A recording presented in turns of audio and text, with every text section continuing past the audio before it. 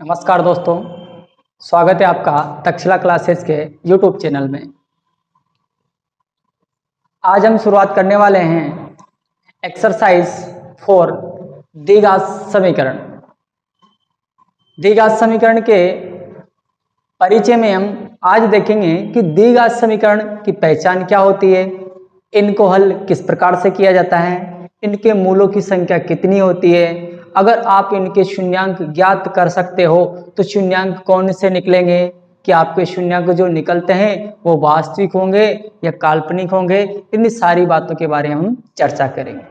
इसके पहले आप इस वीडियो को अपने यार दोस्तों को शेयर कीजिए ताकि उनको भी इसको देखने का अवसर मिल सके। बहुत सारे ऐसे बच्चे हैं जो अपनी पारिवारिक स्थिति के कारण या तो चलकर शहरों में नहीं आ सकते या फिर उनको कोई ऐसी सुविधा नहीं मिल पाती है, तो आप उनकी मदद कीजिए और देखिए इसमें समझना आपको।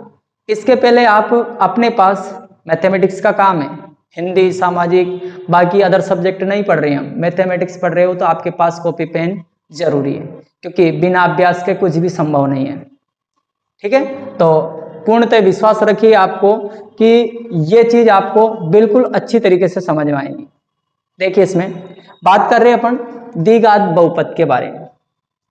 द्विघात बहुपद होता क्या है, पहले इसके बारे में चर्चा करें। तो द्विघात समीकरण जो होता है आपका, या द्विघात बहुपद इसको बोलते हैं जिस ऐसा बहुपद जिसके चर का मतलब आप सभी जानते हो, यानी x और y के रूप में जो समीकरण रहेगा आपका, उस चर की उच्चतम घात कितनी मिलेगी आपको, तो ये पहचान है। जहां जहां भी अधिकतम घात कितनी मिल जाए आपको, 2 मिल जाती है, तो आप उसको क्या बोल सकते हो, द्विघात बहुपद बोल सकते हो। जैसे एक दो एग्जांपल देता हूं, 2x² प्लस के 5x प्लस 3 बराबर 0, ये भी आपका क्या है, द्विघात बहुपद है। मैंने लिख दिया 3x² प्लस के 5x बराबर 0, ये भी आपका क्या है, द्विघात बहुपद है। मैंने लिख दिया माइनस के 16x² माइनस के 3 बराबर 0, ये भी आपका द्विघात बहुपद है। मैंने एक और समीकरण लिखी कि x² बराबर 0, बताओ ये भी आपका द्विघात बहुपद है। क्योंकि यहां हमने देखा है कि x की अधिकतम घात, x के रूप में चर कौन सा, इसमें पूरी में एक चर वाला है, और x की अधिकतम घात कितनी मिल रही है आपको, 2। इस कारण से ये क्या हो जाएगा आपका द्विघात बहुपद। पहचान आपके समझ में आई, या सुनो, पहचान में आपको ध्यान रखना है कि चर की अधिकतम घात 2 मिले। देखो इसके आगे इसका मानक समीकरण का मतलब ये होता है, मानक रूप का, कि आपको ये दिखाई किस फॉर्मेट में देगा। शक्ल सेम रहती है इसकी, ऐसा दिखाई देगा, यानी कि इसमें 3 पद दिखाई दें। कभी कभार आपको केवल एक पद नजर आए, यानी कि bx और प्लस c, ये वाला पद गायब हो सकता है, अचर पद गायब हो सकता है। लेकिन एक बात तो फिक्स है कि आपका x² वाला पद कभी खत्म नहीं होगा। यदि x² वाला पद अगर मान लो इस समीकरण से गायब हो जाता है तो द्विघात समीकरण नहीं होगी, उसकी जितनी उच्चतम घात होगी उसके बारे में उसको बताएंगे। तो देखिए इसमें या जो समीकरण का हल करेंगे अपन, हल करने के पश्चात आपको शून्यांक जो मिलेंगे, इनको मूल बोलते हैं, x के मान बोलते हैं, या इसको हल बोलते हैं। जो हल होंगे उन हलों की संख्या कितनी होगी, 2 मूल निकलेंगे इसमें। x या y के मान, जिस रूप में ये समीकरण होगा, y के रूप में हुआ तो y के 2 मान मिल जाएंगे, x के रूप में हुआ तो x के 2 मान मिल जाएंगे। तो समीकरण के मूल कितने मिलेंगे आपको, 2। बताऊं मैं किस प्रकार से 2 निकलेंगे।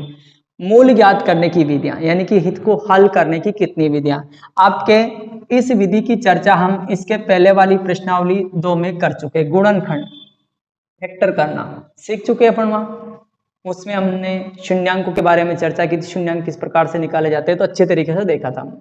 और जिसने नहीं देखा इसके पहले वाली वीडियो आप जाकर देखें। दूसरा है आपके द्विघाती सूत्र, इसको मैं रामबाण बोलता हूं हमेशा, यानी कि अगर कोई इक्वेशन आपसे गुणनखंड विधि से हल नहीं हो रही है तो आप इस रामबाण को छोड़िए। इसमें क्या है, आपने नाम तो सुना ही होगा, कौन सा, आलू डालो और सोना निकालो, जिसका मैं अधिकांश क्लासों में चर्चा करता रहता हूं। तो आलू डालो सोना निकालो का मतलब है कि ये एक ऐसी मशीन है कि आपको इस तरफ से ABC के मान डालने हैं। ABC के मान कैसे निकालें इसको मैं बताऊं आपको। इस तरफ से ABC के मान डालने और आपको उस तरफ से आंसर निकलेगा। निकाल सकते हैं, निकालेंगे, जरूर निकाल पाओगे आप। पूर्ण वर्ग विधि भी होती, ये जो रूप आया है आपका वो पूर्ण वर्ग विधि से ही संभव है। तो आपके इस वर्ष सेशन 2023-24 में पूर्ण वर्ग विधि को चैप्टर से हटा दिया गया है, इसलिए हम केवल 2 विधियों के बारे में चर्चा करेंगे। कोई एक्स्ट्रा क्लास में मैं आपको पूर्ण वर्ग विधि के बारे में और डिटेल से बता दूंगा। ये रही बात आपके, इनको इस वीडियो से अपन हल करेंगे। उसके बाद में मूलों की प्रकृति, कि आपने जो आंसर निकाले, जो x के मान आपके पास आएंगे, उन मूलों की प्रकृति कैसी। देखो प्रकृति तो मात्र 2 प्रकार की होती है, वास्तविक हो या काल्पनिक, वास्तविक या अवास्तविक दोनों रहेगी। लेकिन हम मूलों की प्रकृति को 3 भागों में बांटेंगे। मूलों की प्रकृति निकालने के लिए एक सूत्र आता है आपका विविक्तिकर डी। इस विविक्तिकर डी का सूत्र b² - 4ac, जान रहे हो यहाँ पे सेम है दोनों, ये याद करो या ये याद करो, एक तो आपको याद करना ही पड़ेगा, इसको याद करो और ये यहीं से निकाल कर लो।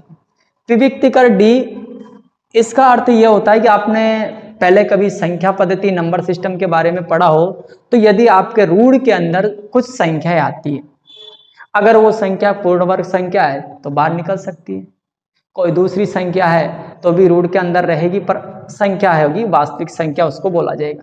लेकिन यदि आपकी कंडीशन ऐसी हो जाए कि इस रूढ़ के अंदर संख्या आ जाए माइनस की, माइनस का 1, माइनस का 10, माइनस का 20, कुछ भी बच जाए लेकिन कैसा हो माइनस का, तो उस कंडीशन में हम इसको काल्पनिक रूप नाम देंगे।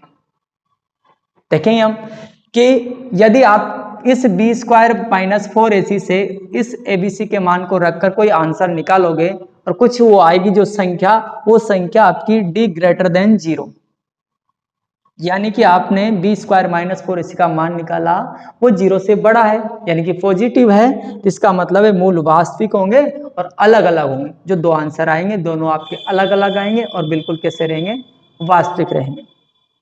यदि आपने निकाला d निकल के आ गया मान लो 0, 0 यानी = 0, d = 0, 0 का मतलब है मूल तब भी वास्तविक होंगे, तब भी क्या होंगे, वास्तविक होंगे, लेकिन दोनों मूल क्या रहेंगे, समान। आप जब इसमें रखोगे तो आपको आश्चर्य होगा कि एक मान निकलेगा, और हमने बताया है कि द्विघात समीकरण के 2 मूल हो सकते हैं। लेकिन आपको ध्यान रखना है जब d का मान 0 होता है तो दूसरा वाला मूल भी सेम होता है बिल्कुल, तो आपको दूसरा वाला मूल उसी के समान लिखना है। तीसरी कंडीशन है d < 0, यानी कि d का मान यदि ऋणात्मक मिल जाए, b² - 4ac से जो आंसर आएगा उसका मान यदि माइनस का हो, ऋणात्मक हो, तो आपके वो मूल कैसे रहेंगे, काल्पनिक, कैसे रहेंगे, काल्पनिक।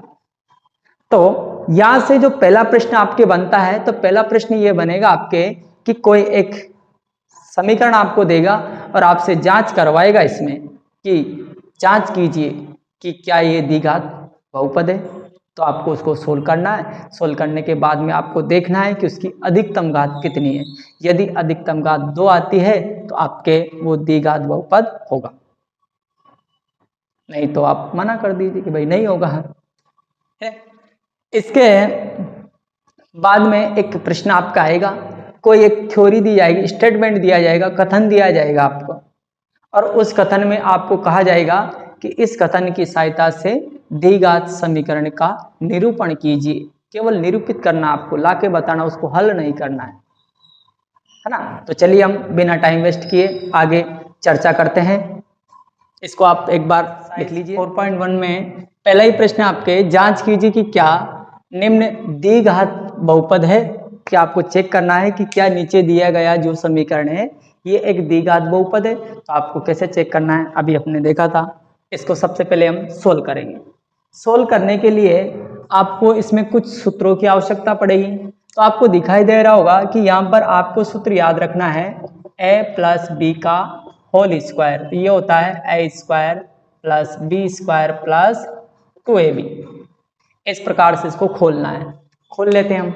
इसको जब खोलेंगे तो देखो a की जगह x है तो ये हो जाएगा x स्क्वायर और प्लस 1 का स्क्वायर 1 प्लस 2ab, इधर से करो 2ab यानी कि 2a इंटू 1 और इंटू x यानी कि क्या हो जाएगा 2x।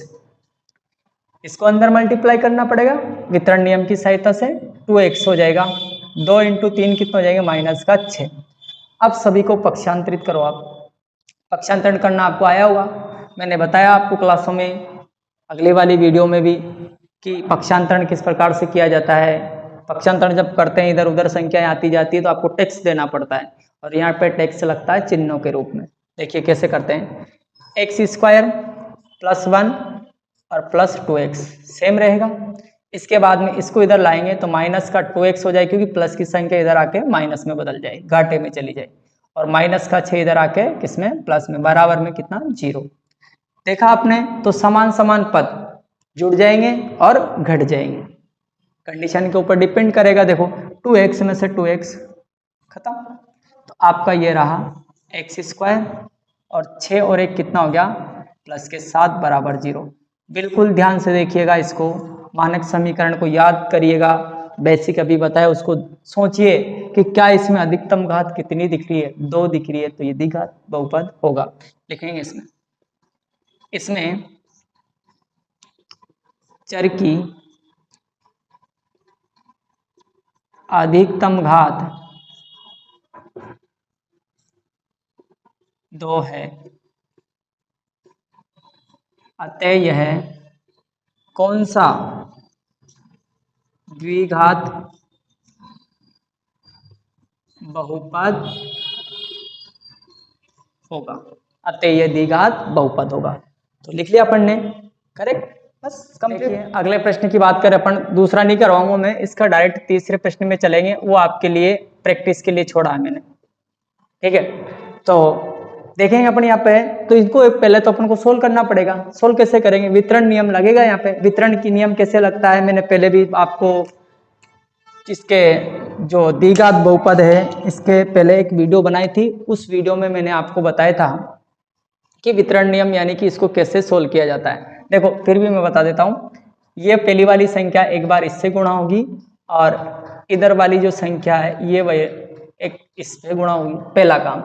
सेकंड वाली संख्या एक बार इससे और ये एक बार इससे, यही रूल वितरण नियम में लगता है। तो इससे आप गुणा करेंगे कैसे, x को x से गुणा किया तो कितना हो जाएगा x स्क्वायर, x को x से गुणा किया तो कितना हो जाएगा x, 2 का नंबर आया, माइनस 2 को x से गुणा किया तो माइनस का 2x, माइनस 2 को x से गुणा किया तो माइनस का 2 बराबर। सेम रूल है इसमें, x इंटू एक्स होके कितना x स्क्वायर, x इंटू 3 होके कितना 3x, 1 इंटू माइनस का x हो जाएगा, माइनस का 1 इंटू 3 माइनस के 3।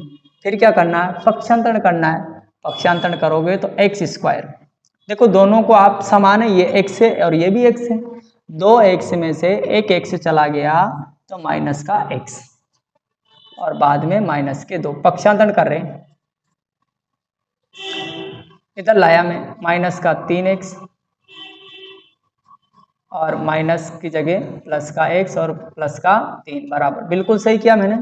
x स्क्वायर माइनस में हो गया 3x, माइनस में हो गया ये, प्लस में हो गया ये, माइनस में, बराबर में 0 बच गया। देखो ध्यान से, कुछ चीजें अगर कट रही है तो सीधा काटो, माइनस का x प्लस का x कितना बचा, केवल माइनस का 3x बचा है और 3 में से 2 गया तो 1 बचा है, किसका, प्लस का। गौर से देखिएगा इसको, पहचानिए, पहचान आ रहा, इसके अधिकतम घात कितनी है कि इसकी अधिकतम घात 1 है, इसकी अधिकतम घात 1 यानी कि 1 है, अतः यह द्विघात बहुपद होगा या नहीं होगा, नहीं होगा, ठीक है। इस प्रकार से ये आपका प्रश्न हो जाएगा। अगले प्रश्न की बात करें अपन, तो अगला देखो, इसको एक बार आप नोट कर लें, 2x² और x² समान पद दिख रहे। 2x² में से एक x² अगर जाएगा तो यहाँ बचेगा x²। 5x माइनस के है, 5x माइनस के है तो माइनस जुड़ जाएंगे लेकिन चिन्ह माइनस का ही। कितना हो जाएगा 10x और माइनस के 3 बराबर 0। गौर से देखिए इसे, x² आ रहा है अतः द्विघात बहुपद होगा। लिखेंगे वापस, इसकी अधिकतम घात 2 है अतः कौन सा बहुपद होगा, द्विघात बहुपद होगा। ठीक है, नोट करिए इसे।